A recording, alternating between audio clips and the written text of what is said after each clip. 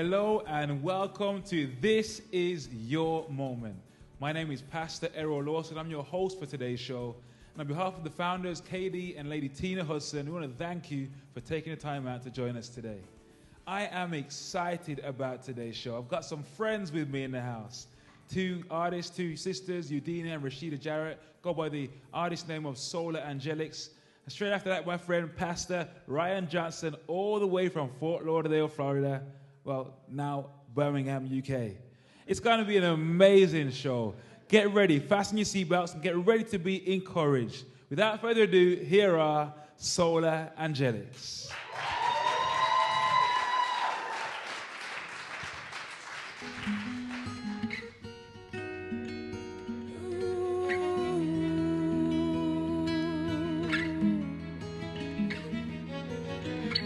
Captivated by your purity of love for me. You captivate me with your grace and your serenity.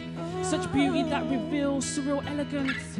And your spoken words are oh so eloquent. A love so profound, a love that never dies. And the love I have for you, you can see it in my eyes. Cause my eyes are the windows to my heart, and they don't lie. So when you see the tears in my eyes, you know my heart cries. Tears of heartbreak, pain, happiness and joy. Emotional roller coasters, but none can destroy.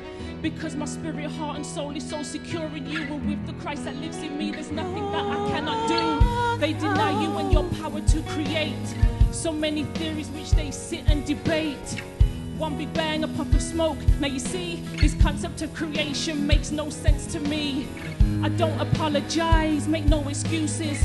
It's plain and simple, truth or lies, which one you choosing? There's only one way to him, the truth you know. And there's only one path you need to go. But let's just say that God's not real, just like you say. Why in disaster is it him that gets the blame? How can you put the blame on something that you don't believe? It's contradictory, know the truth and don't you be deceived. Your eyes been open but you keep them shut tight. Your heart's been cleansed but you choose not to live right.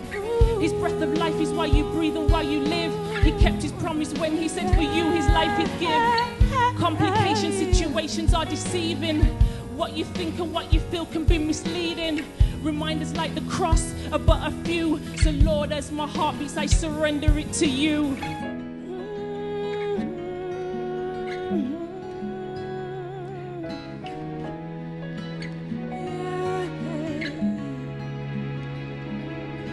My eyes are wide open and my spirit is alive.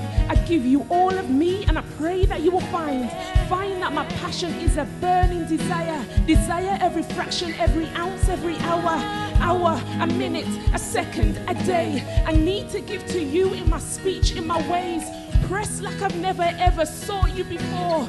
Ways that reflect that I've pressed even more. Live like your word speaks life to my spirit. Hope, cause you said that with faith I could do it. I give you my life cause you're returning abundantly, but not for returns. Lord, I need you so desperately. Your power ignites a necessity to change. Change of my thoughts and the need to re-engage with your love, your strength, your worship, your power, your word, your peace. I need to give my heart, my soul, my mind, my life, everything. I need to give my everything. Ooh, yeah. My heart, soul, my mind, everything. Jesus, my everything, everything, everything.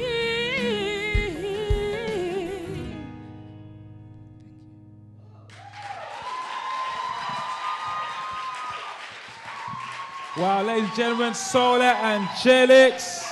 Wasn't that awesome? Come on. Hey, we got a fantastic studio audience with us here tonight, and they are alive, people. Okay, let's hear some more from Solar Angelics. Rashida, Udina. That was fantastic. That was really good. Wasn't that good? That was really good. I'm excited. I was blown away by the way you articulated yourselves, the clarity in the words, and wasn't it good? It was really good, man. Thank you.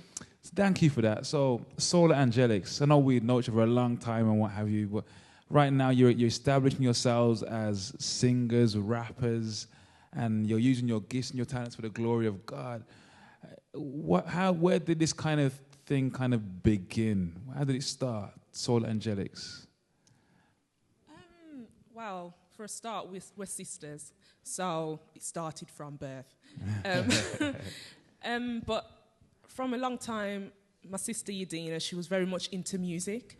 And from a very young age, she used to always buy tapes at the time. And she used to always play different tapes and whatnot. And she was always very interested in music. And I used to listen to her music. And over time, she became interested in developing vocally in terms of her rap and so forth. So big sister kind of led the way, the inspiration. Kind of, sort of. Because I enjoyed playing. I used to play the drums as well when I was younger. Okay. So I kind of did a lot of different things. Okay.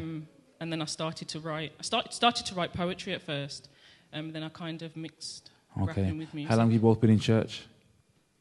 We grew up in church. Now. Okay. Then stopped going. Then got saved about 10 years ago. 10 years. Okay. So. Okay.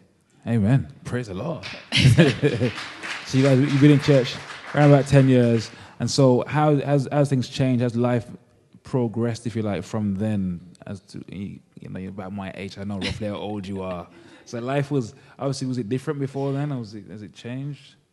Before we got saved? How has it changed? Life was very different because we were just living for what we wanted to do. It was kind of just, we do what we want, live how we want. Were you rapping then? You were making music then, producing? I was doing music then, yeah, but not for God. It was just kind of what I wanted to talk about. Okay. But through that time, my mum, who's here, was just praying and praying and praying and praying and praying. So one day, and to be honest, it wasn't even come to church and it was a big, massive thing. It was just in my bedroom. And just one day I was just like, you know what? That's it. Wow, right in your bedroom. Yeah. How about you?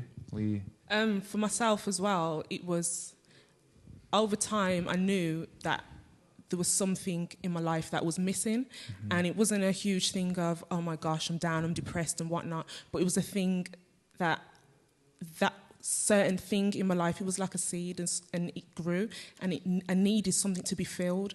And for myself as well, I was at home at the time when I got saved. So I wasn't in church. I was in my bedroom and I just came downstairs after I made that commitment to Christ and I says, Mom, I'm saved. And obviously she was worshipping and thanking God and all sorts. So, yeah. Wow. So now you decide to start using your gifts for the glory of God and you're singing in different countries. Where else have you been apart from the UK? Sierra Leone, Liberia. Wow, that's awesome. We was there for 2 weeks just kind of ministering around. Brilliant. And have you recorded anything yet? Have you got any music out there? Yeah, we've got an EP which is pretty old now, but we're working on some new music at the moment. So watch this space, hopefully very soon. And so I'm intrigued because you've been together. You've been saved 10 years. Your sisters, obviously. Yeah. And you're in ministry now together. What is it that keeps the glue? Because oftentimes, brother and sister, they say, family are the hardest ones to work with sometimes. What has kept you together, ministering together, and where do you see it going? I think one of the things that have kept, anyone that knows us will know that from we were young coming up, we were always together. If you saw her, you saw me. If you saw, so we were everything we did was together. So I suppose in that sense we had that tight relationship. Okay. So when we kind of decided to do music together, we still have our disagreements. We don't have, any kind of fallings out, but we have our disagreements, but we still come back and, talk and, whatever. But I think the fact that both of us are saved is the one thing that we can say. We have that in common. We can come together, we can pray together, this isn't working, let's put it in prayer, so we have that connection. So that's awesome. What makes a big difference. And I think it's a continual thing of embedding ourselves and ensuring that our relationship with Christ comes first and foremost before anything else. And that's one thing that we've grown up from our mum, and she's implanted in us. Just make sure that your relationship is at the centre of every single decision that you make. Amen. Amen. Yeah, you can clap for that. So what's the vision, Sheila? Where's it going? What's the vision for Solar Angelics? Well, good question. Well, my sister's, she's got business ideas. I'm sure she can highlight you on that. Yeah, I want to hear about Firm Foundation, is it? Yeah, the kind of business I'm in the process of doing is called Firm Foundation Music. Okay. And because I work with young people, and I have worked with young people for many years, and what I'm trying to do is kind of work with young people around music production, lyric writing, but also enabling them to express themselves through music in a positive way. You know, I used music to express how I was feeling, what I was going through. That was my outlet. And that's what I'm in the process of kind of setting up. That's one of the plans that I kind of have for myself and Solo Angelics. And also working on our album, which we said we're in the process of doing, so that's what we want to do. And kind of just branching out and being able to go to different places and, you know, speak to young people, speak to people who don't know Christ, people who do and want to know more, and being able to just inspire people. And that's what we want. That's awesome. Yeah, that's powerful, man. plans. We want to encourage you guys in that. You know, it's a great vision. It's the gift and the talents that you guys have, and we want to see. I don't know about you, but we want to see God release this gift around the world. Your heart and your passion for young people to reach the lost, to touch hearts. I think you said somewhere. You know, we were really believing and praying that God will take this, He will harness it, your gifts and your talents, and send you guys around the world to minister and reach His people. Can we believe God for that together today, guys? Weren't they amazing?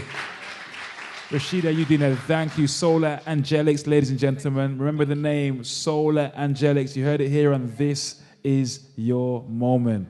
God bless you. Okay, we're going to go straight to an advert break right now.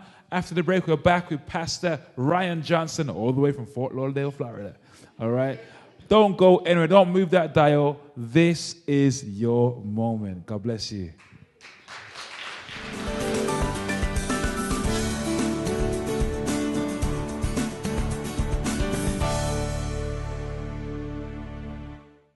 To the friends and family and partners of This Is Your Moment, we have a global mandate to release a generation and reveal potentials. We're believing for 1 million partners, which represents 1 billion souls. With this, we need your help. We want to build youth academies, hospitals, colleges, schools, media centers. We want to see the lives of young people changed, and we need your help.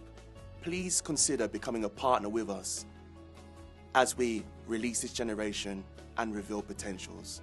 And remember, this is your moment.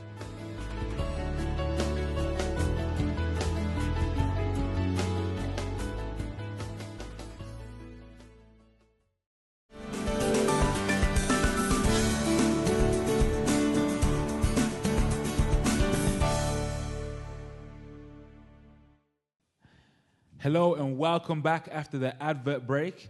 This is your moment. And I really believe that in our next segment, God has got a word for you. With me, I have Pastor Ryan Johnson, who hails from Fort Lauderdale, Florida, but now resides right here in Birmingham in the UK. Studio audience, will you please put your hands together and welcome Pastor Ryan Johnson. God bless you, sir. How you doing, sir? Yeah, fantastic. It's great to have you on the show today. Great to be here. This is your moment. And there's a series of moments that I know have transpired in your life that have made some amazing things happen. I know when I first met you, Ryan, many, many years ago, you came from Florida and you were hosting some Bible studies at a hotel down there on the Hagley Road. Now, 7 years later, you're celebrating the 7th year anniversary of your church now, New Creation Ministries. I think that's amazing, don't you? 7 years later. Ryan, first of all, why would somebody leave hot, sunny, Florida, beaches, surfing, all that, and come to England? Well, you know, me coming over here, first of all, I did not come over here for ministry at all. I came over here for a woman. Straight to the point. I just want to tell the truth. You know, we can make this all spiritual and stuff like that, but but I crossed the ocean for her. So I came over here for then my fiance at the time, but I came over here for my beautiful wife, Jamie Johnson. She's the love of my life. She's the apple of my eye. She's just my everything. Wow. And it was definitely... Amen. Amen. Can you feel the love? Yeah. It's just so funny because when I came over here, I only expected to stay over here for 2 years. Right. Just 2 years, and I'm going straight back to Florida. I did not want to come over here because for the same enthusiastic moment of you just saying, why would I choose to even leave Florida? I love the beach. Oh, yeah. I love the sun. I loved everything. It's beautiful. And just coming over here, but things just happen, business happened, life happened. So you planned to be here for 2 years. Yeah. You came over, you got married to Jamie, and you started a business. I started business by trade. My trade is I do graphic design and print, and marketing, creative strategy for companies throughout not only Birmingham but throughout the UK. Right. My aim and determination is just to make their brand get out there and that they may bring in more revenue. Okay. And so I started with that whole thing, and all of a sudden, God just spoke to me, you know, after just starting a business, says, it's time for you to go into ministry. And I said, what? You know, because really and truly, I didn't come over here. I know what pastors go through. I see the tears sometimes that they experience and what they go through and what's happening in their lives. And I didn't want no part of that. Because let me tell you something, managing people is not easy. It's not, man. It's not. It's not. It's a challenge. I didn't want to manage nobody. I didn't want to pray for no. Excuse me. Can I talk? Can I? I just want to. I just want to, because the same people you pray for is the same people that curse you. That's true. And I saw it so many times. My grandfather was a preacher, and I just didn't want that. Now you're being called into the same thing. And so you're doing business and you're called into ministry. Now, I know a lot of people say to me, Pastor Errol, how can you be running a business and also be involved in ministry? How do the two go together? And for me, for a long time, I struggled with that personally until I overcame that. But, you know, what do you say to people who say that, you know what, you can't do business and you can't do ministry at the same time? Well, if I got to think of it, or if I got to say anything, I'm going to say it like this. When Christ came on the scene, he called men who understood the economy. They were men who were already in their own business. Right. He didn't call people that were sitting down on the street corner doing nothing. Right. And when he called them in because they understood how to deal with people on a social level. They knew how to deal with people on an economical level. And so therefore, they won't just tell you, I'm going to pray for you. And they'll give you the food and they'll give you the money too with it. And so it's one of the things I've realized is that my business is a ministry. Okay. For the amount of people that walk through the door, yes, I do a practical transaction of business for them. I might do a logo, I might print some flyers, but by the time they leave there, they're saved. Wow. Because I use that counter desk as a moment and an opportunity. Come on. To minister to them. I've realized this about business. I'm not in business because of money, because my daddy owns 1,000 cattle on the hill. He can give us what he wants, when he wants, at any time he needs to. So I just took it as an opportunity that, God, you set me up here that somebody may know who Jesus is. They may not come in the church, but they'll come in unique designs and print. That's amazing. And you see, that perspective is what's missing from a lot of us, isn't it? That wherever we are, wherever God has placed us, our workplace, on the bus, on the tube, on the train, there are opportunities there to be a witness and to connect with those who don't know Jesus. And that's powerful. So you've been doing that through your business. And for 7 years now, you've been doing business and church. Now, people here, I don't know, maybe watching, saying, I'm thinking about ministry. I'm in my first or second year of ministry. What kind of struggles have you had to overcome in those 7 years? The struggles of ministry are I can say, when you say yes to God, you've got to understand you are giving up everything you want to do. You're giving up your dreams. You're giving up your visions. You're giving up practically the days you want to go and just get up and just travel around the whole world. And I'm not saying those things won't take place or happen in your life, but at the moment in time you want to do it, it doesn't seem to happen at that moment in time. I realized the struggles that I had to go through is showing up to church when God says to be there, but nobody shows up to prayer meeting. But God still says you still got to be there. I never forget one time I told the church in the beginning of our ministry, we're going to have prayer meeting. We're going to pray for something specific. Me and my son showed up. Nobody was there, but my son started praying, said, "Daddy, let's pray." And just looking on a little child saying that just encouraged me that we still have got to go. The struggles of ministry sometimes will put you in a place where, you know what, I don't want to do this anymore. I don't want to go forward anymore. Sometimes I want to give up. You know how many times I was getting ready to purchase my ticket to go back to Florida? I said, God, I can't do this no more. But the thing is that when people they see the glamorous side of ministry. They see the front end. Oh, they see the front end. They see the preaching. They see the teaching. They see people yelling out the name of Jesus when you're doing the things for God. But they don't see the back end part, the tears. They don't see the nights that you're waking up 3 o'clock in the morning, having to leave your marital bed and go deal with a couple who are fighting 3 o'clock in the morning. They don't necessarily see those things. And these are the struggles, and not only struggles, but things that you've got to do and you've got to take place. And just at the moment in time of you just saying yes to God. I hear that. And, we know that, I'm sure there are a whole heap more struggles in that. But tell me now about the joys, because I know, being in ministry myself, I've had some my best moments in my life and my hardest struggles, believe me. My best moments, too, have been in ministry. What have been some of your highlights over the last 7 years? Over the last 7 years, I think the highlights is to see that you've helped to change a life. That's been a highlight. When you know that you've taught and you've preached and about people becoming economical leaders and becoming wealth leaders, and not only that, but just being in a position and place where they can do it, that all things become possible through Christ who strengthens us. One of the major joys is that there was a young lady who was on job seekers allowance welfare in our church, and for years I kept talking to her and say, look here, this is not where you need to be. Your life is more than just waiting on a government check every 2 weeks. And when I looked on her, she took it up, and you know what? She made a decision that I'm going to come off. I'm going to go get a job. I'm going to go ahead and buy a brand new car, and I'm going to do the things I'm supposed to do. Now people are looking up to her. And when you can see that you've taken time out to sow and invest into people and making it happen, it's a joy. Another joy that I've seen is after 7 years, we've been going from building to building, renting out halls, you know what I'm talking about. You were there when we had Bible study. We were there renting out hotels, renting out halls. We were just there, and I'm saying, God, when are we ever going to get out of this tent?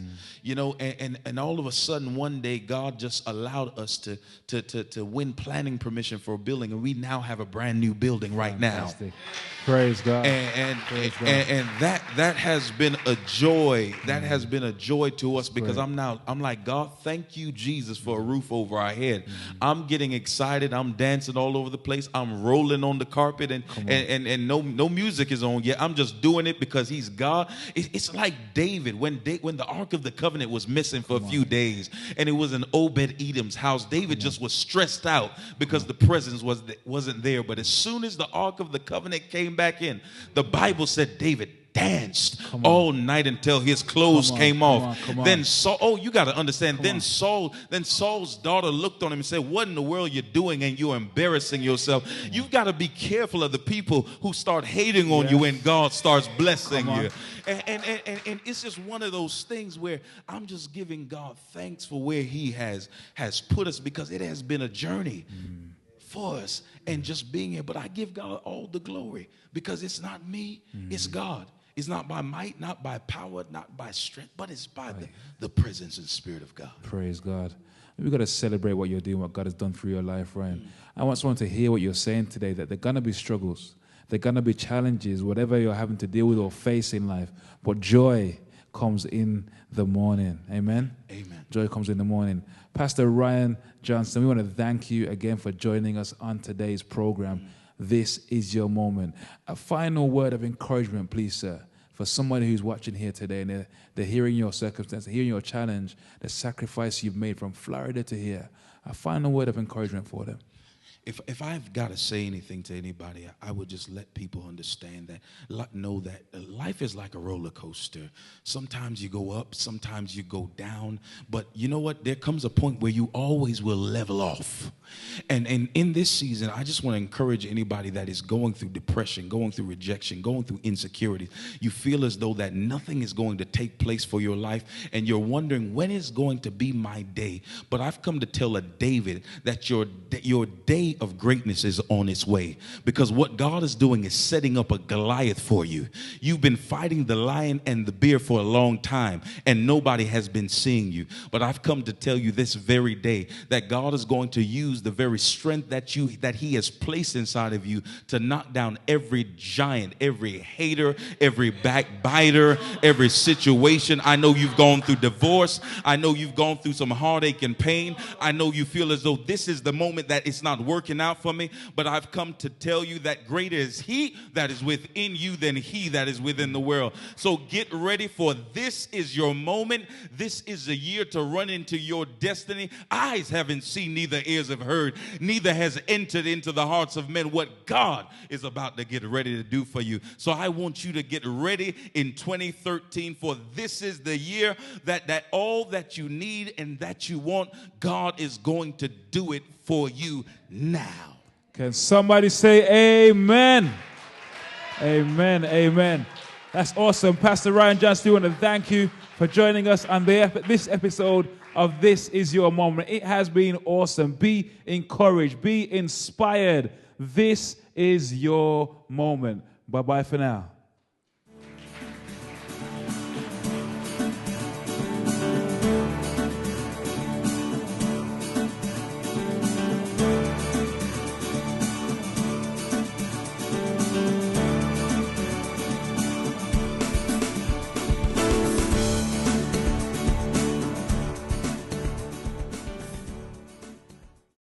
God bless you. I'm Pastor Devin McKenzie from Birmingham Victory Unity Centre, the UK Director for This Is Your Moment. This Is Your Moment's vision is to raise a generation and release potentials. We're finding young men and women around the country who have gifts and talents, who are changing lives and impacting their communities. We need your help to reach these men and women, to bring them to you and to the world. We're looking for 52 partners who will join with us with a £25 seed per month, or anything that God has impressed on your heart to help us make this vision happen. This is your moment. We thank you for watching, and we look forward to your help and your support. God bless you.